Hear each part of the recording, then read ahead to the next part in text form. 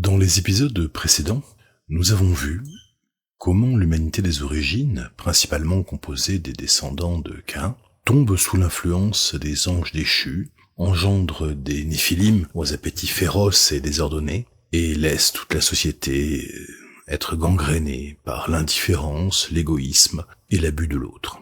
Parmi les descendants de Seth, cependant, le culte de l'Éternel n'a pas été oublié, et la tradition spirituelle se maintient. Et c'est parmi cette descendance de Seth que l'on va trouver Noé. Noé, appelé à survivre au déluge, est l'ancêtre mythologique de tous les humains post-diluviens. Symboliquement, c'est un deuxième Adam. Il vit dans un monde en perdition, est averti par Dieu que ce monde va être détruit, parvient à sauver une partie du vivant, se sauve lui-même, ainsi que son épouse et sa famille, puis, une fois l'exploit accompli, il s'écroule. Mais de l'écroulement de Noé, nous parlerons une autre fois. Pour l'heure, nous allons nous pencher sur le personnage lui-même.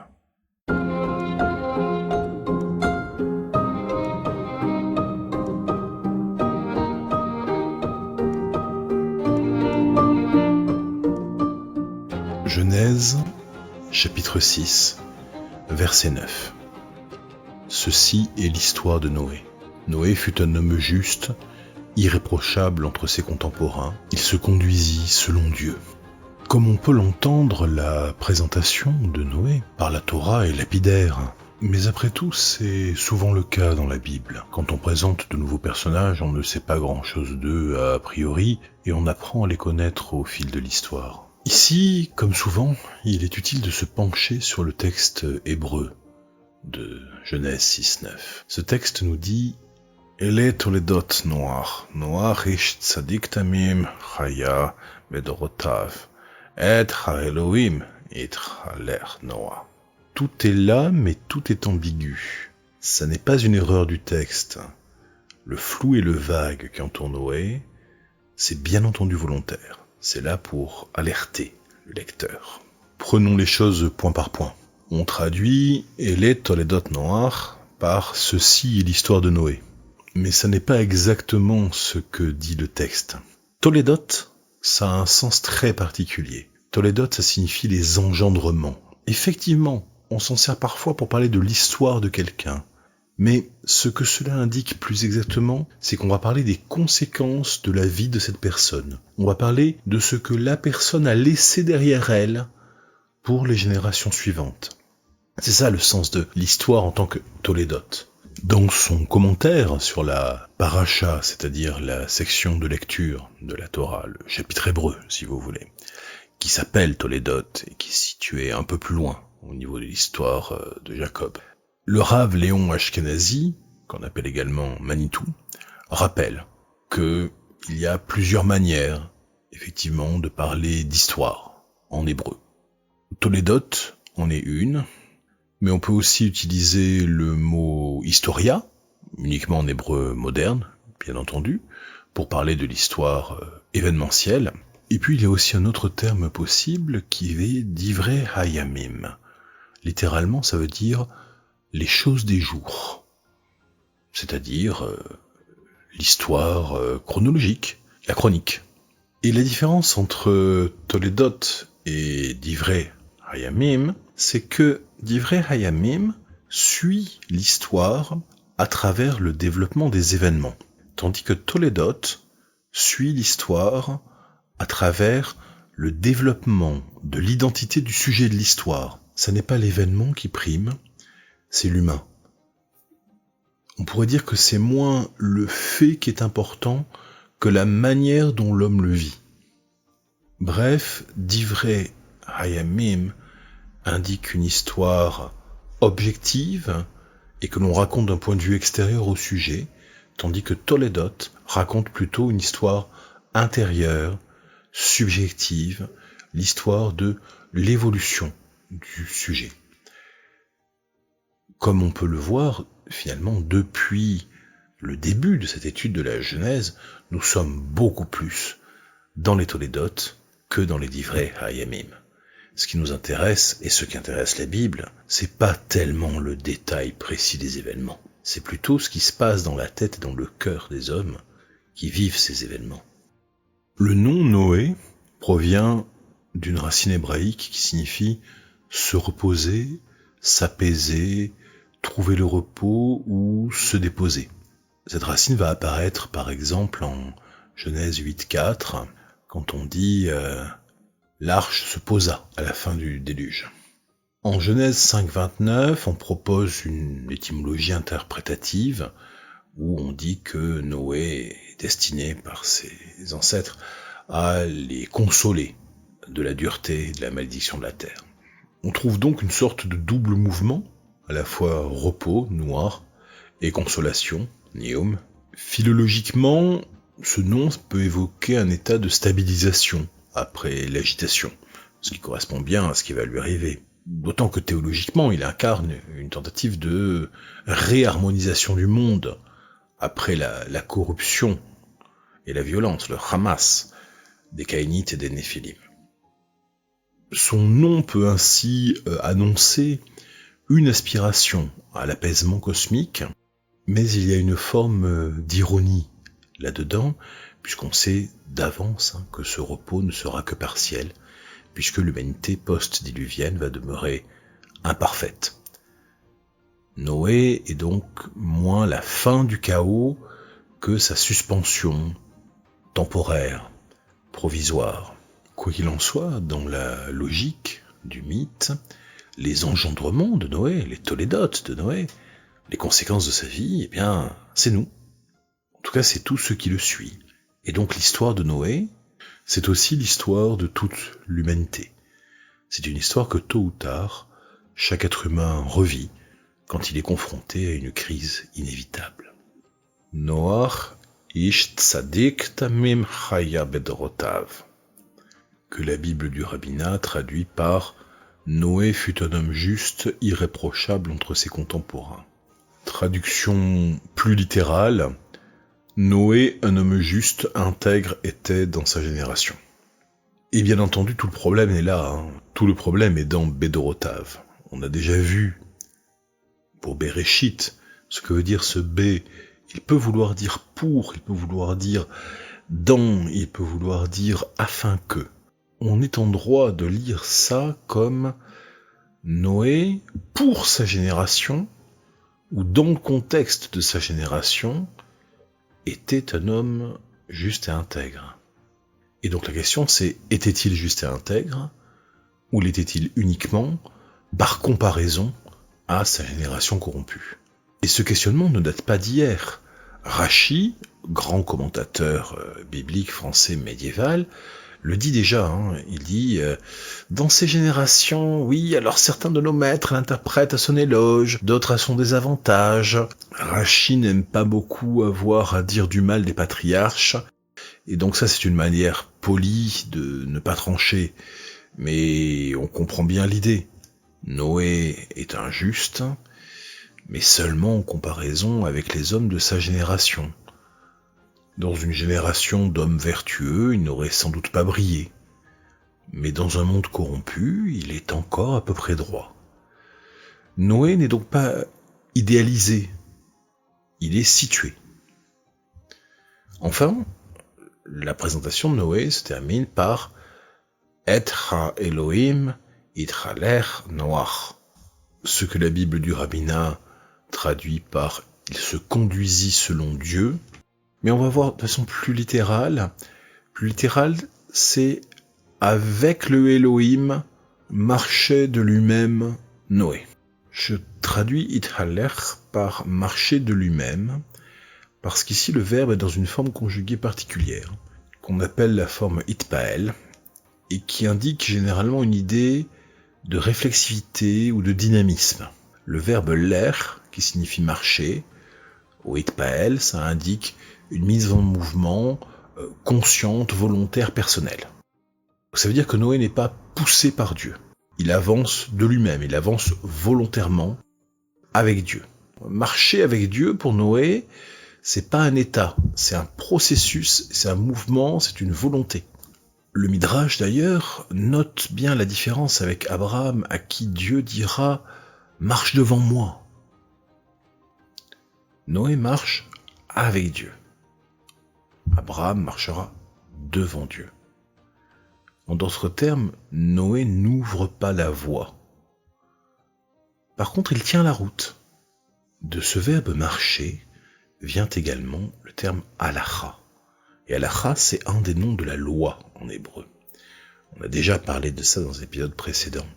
La loi religieuse juive est appelée halacha, ce qui signifie que la loi, la justice biblique, ce n'est pas une perfection morale abstraite et surtout pas statique. C'est littéralement, c'est dans son nom, c'est une démarche. Donc c'est une manière de voir le monde, de le juger et de l'habiter. Noé n'est pas décrit comme un saint immobile. Il est décrit comme quelqu'un qui avance, et qui avance sans rompre, qui ne cède pas au mouvement général. Dans un monde où tout se dégrade, Noé parvient à marcher droit. Et donc cette présentation de Noé, on pourrait la traduire par « Voici les engendrements de Noé ». Noé était un homme juste, intègre pour sa génération.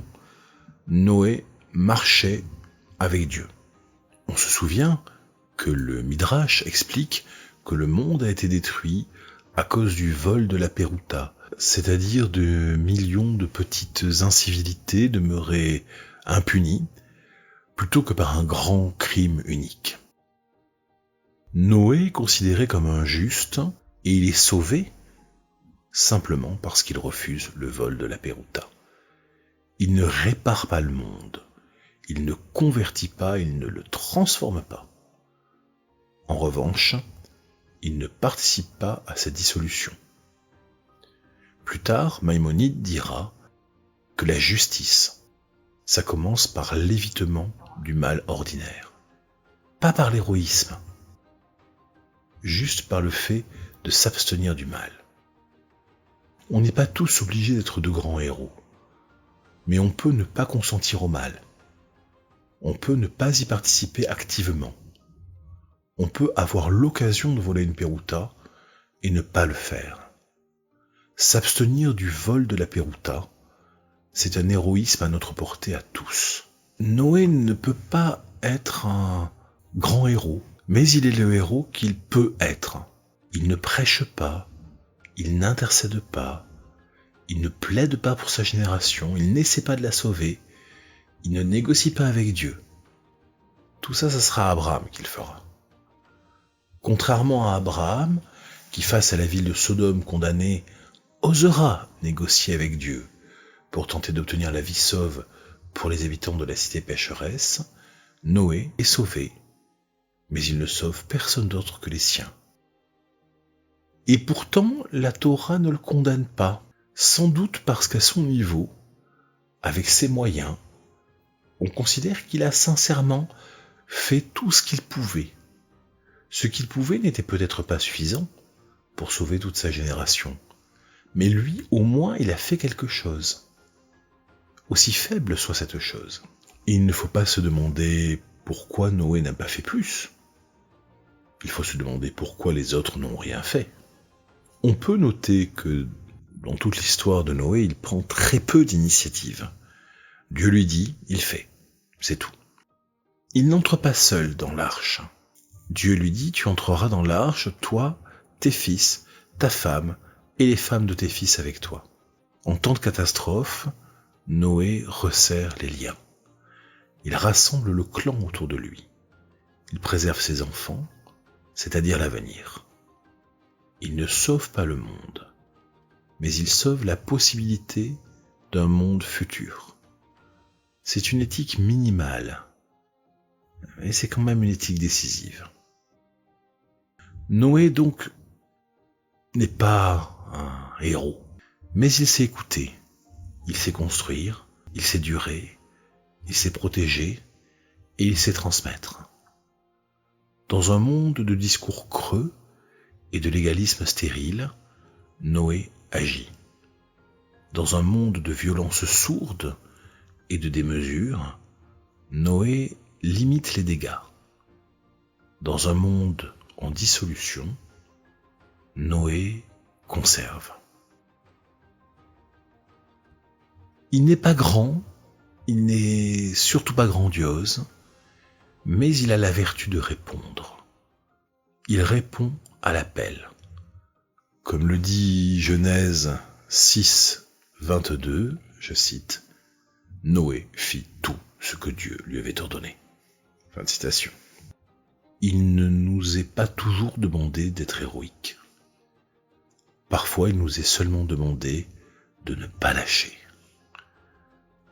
Noé, c'est le juste de la continuité, celui qui marche, celui qui ne vole pas la peruta, celui qui n'abandonne pas les siens face au malheur, et in fine, celui qui permet à l'histoire de continuer. Parce que sans lui, il n'y a pas d'après. À certains égards, l'histoire de Noé, c'est un discours sur la collapsologie. La question pour Noé, et qui est une question très contemporaine, n'est pas comment sauver le monde, mais plutôt que faire après? Que faire quand le monde se défait lentement, sans apocalypse spectaculaire? Noé ne fait pas face à une guerre ni à une révolution, il fait face à une dégradation continue, lente mais continue, dont il sait que tôt ou tard, elle va finir par parvenir à un point de rupture. La corruption n'est pas une guerre civile, c'est une usure généralisée. Le mal devient banal, chacun vole sa peruta, chacun transgresse un peu. C'est exactement le type de monde que nous connaissons. Un monde qui, comme celui de Noé, n'est pas peuplé de monstres. Il est peuplé de gens qui trichent légèrement, qui s'arrangent avec la règle, qui profitent d'un système injuste, mais c'est pas de leur faute, qui ferment les yeux, qui confondent légal et moral. Noé, certes, ne fait rien contre tout cela, mais il refuse d'y participer, et cela suffit à faire de lui un juste. Cela suffit à le sauver, et à sauver les siens, et nous serions bien inspirés de méditer son exemple. L'illusion contemporaine consiste à croire que tout le monde doit et peut être Abraham ou Moïse. Nous vivons dans une époque obsédée par l'activisme, la prise de parole, la dénonciation, la performance morale, en réalité le virtue signaling. Chacun s'imagine être le personnage principal de sa propre histoire, on a même donné ce nom à un syndrome, le Main Character Syndrome. Beaucoup s'imaginent que crier leur indignation haut et fort est suffisant, et bien souvent le fait d'avoir crié leur permet de s'abstenir de faire quoi que ce soit, puisqu'une fois que vous avez agité des panneaux en criant que vous étiez solidaire de la cause, vous n'avez plus besoin de donner ni de votre temps, ni de votre argent pour elle. Vous avez crié que vous étiez solidaire. C'est presque comme si vous aviez agi pour. Noé, ce n'est rien de tout ça. Ce n'est pas un lanceur d'alerte, ce n'est pas un militant, ce n'est pas un révolutionnaire. Il n'est pas guidé par son ego, par son ressentiment, par son ambition personnelle.